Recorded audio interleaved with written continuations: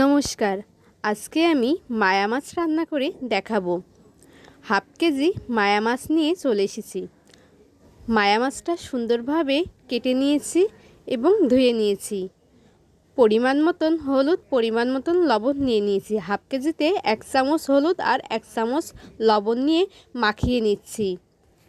এমনভাবে মাখাতে হবে যাতে করে সব মাছে হলুদ আর লবণ লেগে যায়।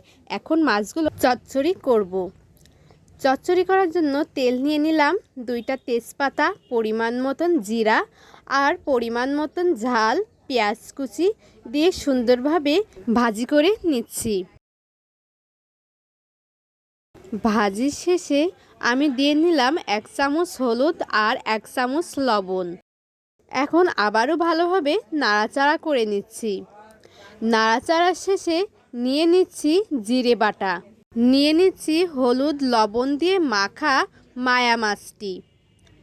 এখন আমি এটা চচ্চড়ি করব। চচ্চড়ি হয়তো এর আগে আপনারা খেয়েছেন অন্যভাবে রান্না করি। আমি যেভাবে রান্না করছি এইভাবে একবার খেয়ে দেখুন। একবার খেলে বারবার খেতে ইচ্ছে করবে। কষিয়ে নিয়েছি, কষানোর শেষে আমি নিয়ে নিয়েছি জল, 1 বাটি মতন জল নিয়ে নিয়েছি।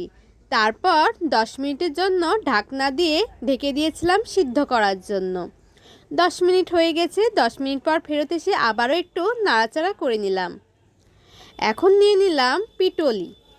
পিটলটা দিলে ঘনত্বটা বাড়ে এবং খেতেও ভালো লাগে।